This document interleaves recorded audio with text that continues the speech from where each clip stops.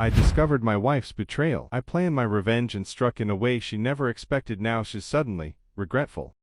I hope you've got some time and a snack, because this one's going to be long. Events run from late 2019 to just last week. As per the rules, all names have been changed. Okay, here's the story. My future ex-wife was my high school sweetheart. We started dating in 1992 when we were 17. We're both 45 now and had been together ever since. She's the only woman I've ever been with in my entire life. We married 5 years later, at 22, right after college. A year after that, we had the first of our 2 sons. Today they're 22 and 17. I gave her 23 years of my life. I built a home for her. I worked hard to give her the life she wanted. Of course we had rough patches. What marriage doesn't? Even at our worst, we found a way to overcome things and come out better on the other side, which is why discovering her affair was so shocking. Flashback to March 2020, when I first started to feel something was wrong. For a solid 2 months before that, we were in a rough phase. I was recovering from a CL reconstruction after a work injury in the fall of 2019. I still had restricted range of motion, maybe 55%, and it affected a lot at home. I was on medical leave, couldn't do my usual chores, and things piled up. My sons did what they could, but tasks only I could handle had to be postponed, or my wife had to do them, which she didn't like. Things in the bedroom had also slowed even before the injury. In that period, they stopped completely. During those months, she, let's call her Sue, spent more time going out with coworkers after work. From November 2019 through March 2020, that had become routine. I didn't think anything of it. In 23 years with her, I'd never had a reason to worry. She had her friends, I had mine, and we had mutual friends. I hung out with my buddies all the time. No problem. Everything was above board. Around January I noticed something different. Sue began noticeably pulling away from me. Sure, we were in a tough patch, but she had never withheld affection like that. The usual hugs and kisses stopped. Her phone had already been glued to her hand long before my suspicions grew, but she used to share things with me, DIY ideas, Pinterest recipes, memes, all sorts of stuff. Now she kept the phone to herself. Even her tone with me turned sharper, like I was a nuisance. March arrives. The pandemic hits New York. We're in quarantine. Our jobs were deemed essential, so neither of us was working from home. I had just been cleared to return to work after 5 months off, and I was desperate to get active again. 5 months rehabbing on the couch without real workouts was making me crazy. For context, I'm big on physical activity.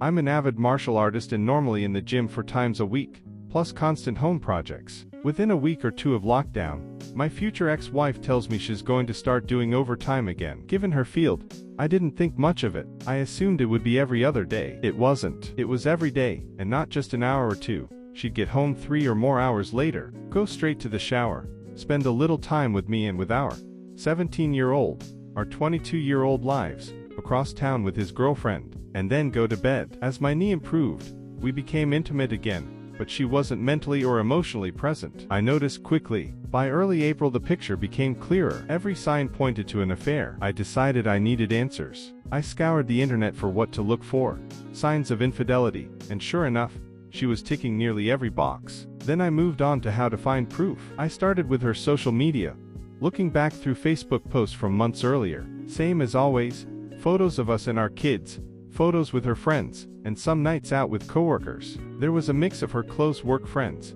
and a few people I didn't know. But I noticed one recurring thing: a guy. In every photo he appeared in, he stood uncomfortably close to her, his arm around her shoulder, his hand on her back, too close for someone I'd never met. That left a bitter taste in my mouth.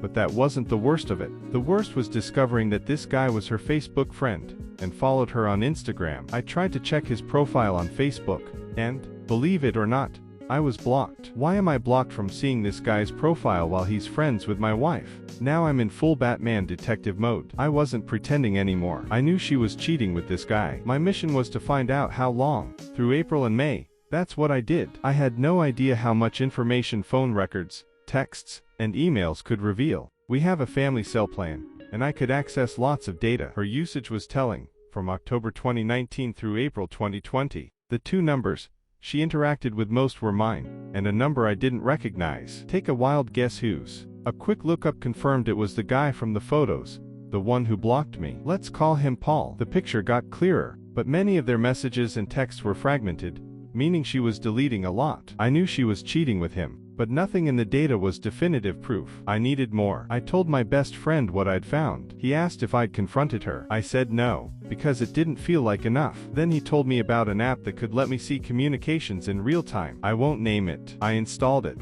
synced it, and waited. Within days, I watched a text exchange between them talking about how much fun they'd had the night before, and making plans to repeat it that weekend. Gut punch. Saying I was devastated is an understatement. That was my D-Day. For the next 2 days, I was wrecked. I actively avoided her, which rattled her. She tried to comfort me, asking what was wrong. I ignored her and left the room. I couldn't even look at her, the woman I gave 23 years to, everything I could as a husband, and she jumped ship for a guy only 5 years older than our eldest. On the 3rd day, I wasn't sad anymore.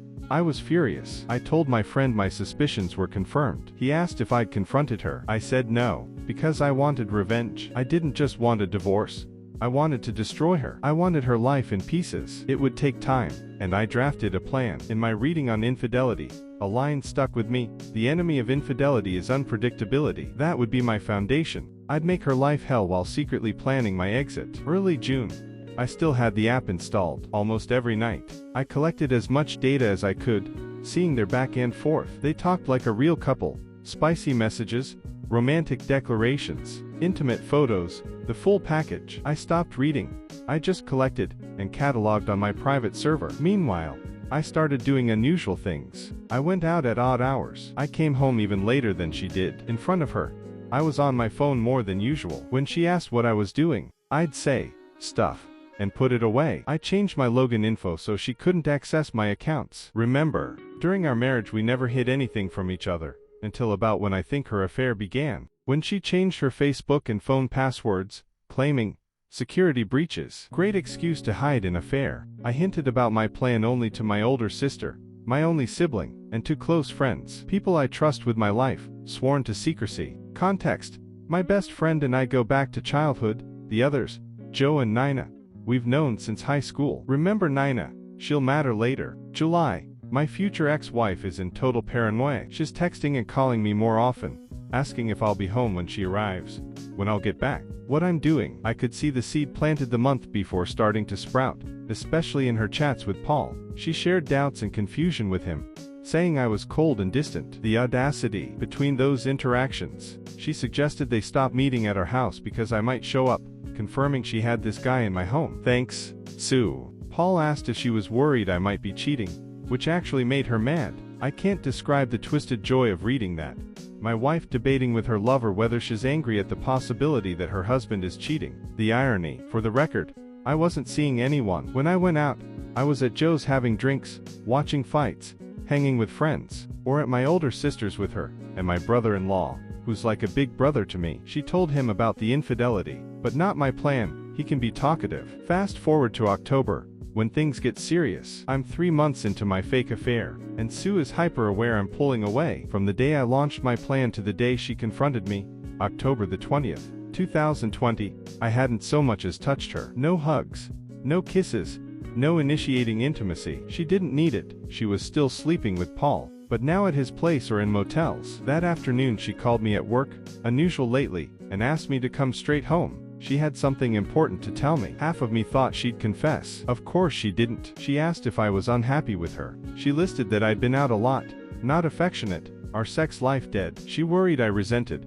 how she treated me while I was rehabbing. Then she asked if I was cheating. I burst into hysterical laughter. On the surface, it looked like I was laughing at the idea of me cheating. In reality, I was laughing at the absurd irony. After a couple minutes, I calmed down, looked her in the eyes for the first time in months, shook my head, gave no answer, kissed the top of her head, and settled in for the night. Later in my office, I wanted to see what she was telling him. I opened the app. They were texting in real time. She told Paul, "I know he's cheating." I asked and he laughed in my face. He doesn't care how I feel anymore. I lost him, and that's karma. I grinned like the Cheshire Cat. She was breaking. Paul tried too. The bad news kept coming. One night, while I was at my apartment, I received a call from one of the few mutual friends who still talked to her. She said she had gone to check on Sue and found her unconscious in the bedroom, foaming at the mouth, with 2 empty bottles of pills beside her. Sue was rushed to the ICU in critical but stable condition. The doctor said she would likely survive,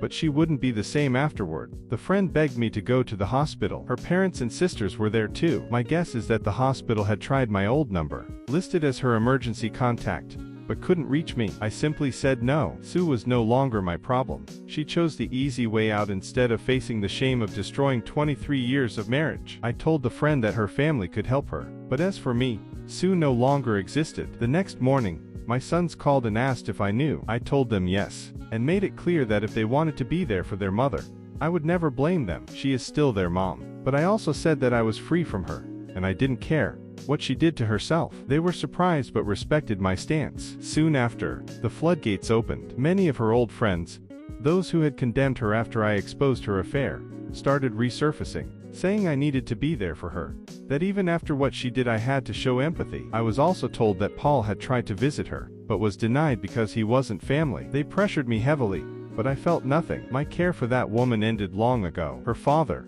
however, reached out and said he respected my decision. He was the only one on her side who didn't judge me. Everyone else wanted me to play the role of caring husband again. But no, I wasn't going back. To me, she had died the day I exposed her. Weeks later, I learned she was moved from ICU to a mental health ward. Doctors said she was conscious again but obviously exhausted. Her father told me she asked if I had visited. He told her no. She hung up on him. He said he would only share more updates if I asked, because he understood my mindset. Meanwhile, I focused on my sons. I arranged therapy for my 17-year-old. I moved forward with my life. Then came something unexpected. Despite everything I had said, I went to see her, not because I wanted to, but because Nina convinced me it was necessary for closure. She told me the only way to finally let go of my resentment was to see Sue one last time in her weakened state. So, one evening, I called her for the first time since serving the divorce papers. Her hello was weak and broken. The moment she heard my voice, she burst into tears. It took minutes for her to calm down enough to speak. I told her I would come by around 8,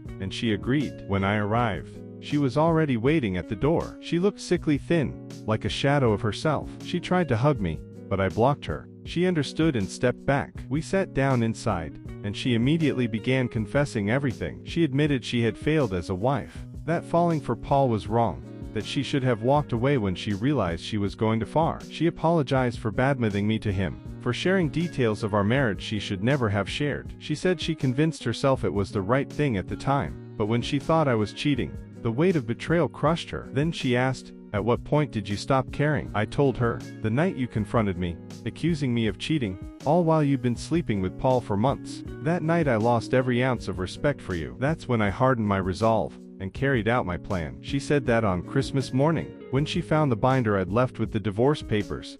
At first she was thrilled, thinking it was a gift. Then she opened it. She admitted she went insane that day, realizing her entire world had collapsed. She had no idea how everyone knew so quickly until I told her about the packages I mailed. Her shock was priceless. She sat there crying, saying she had ruined everything, that she couldn't do it alone. I told her she had her family, her friends, and our sons, but she did not have me anymore, and she never would again. I came only to give her closure. The moment I left, I would never look back. She admitted she had spoken to Paul again a few days earlier. She told him to move on with his life, find someone younger, and forget her. After that, she apologized to me once more, and asked if this was truly the end. I looked her straight in the eyes and said, "Yes, it ended long before I served you the papers." I got up, walked to the door, and left her sitting on the couch. That was the final time. When I left her house that night, I felt nothing. No more rage, no more hatred, and absolutely no pity. They say the opposite of love isn't hate, it's indifference,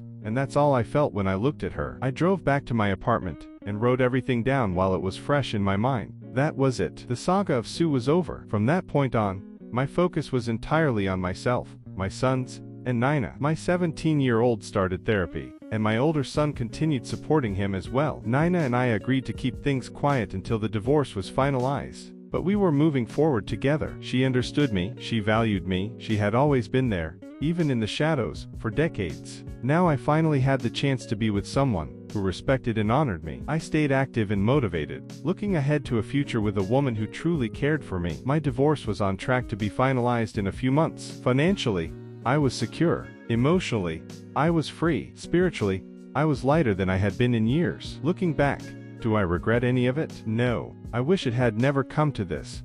But if I could go back, I wouldn't change a single thing.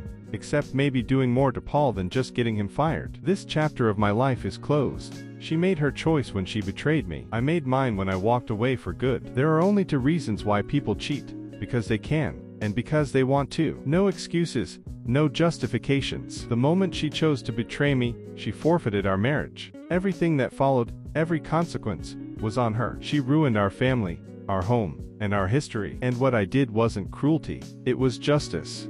Reddit observer comment: this story shows how betrayal always comes with a price. After 23 years of loyalty, she threw everything away, and he turned her world upside down. Actions have consequences, and this revenge was nothing less than justice. If you enjoyed this story, don't forget to hit the like button and subscribe for more incredible Reddit stories.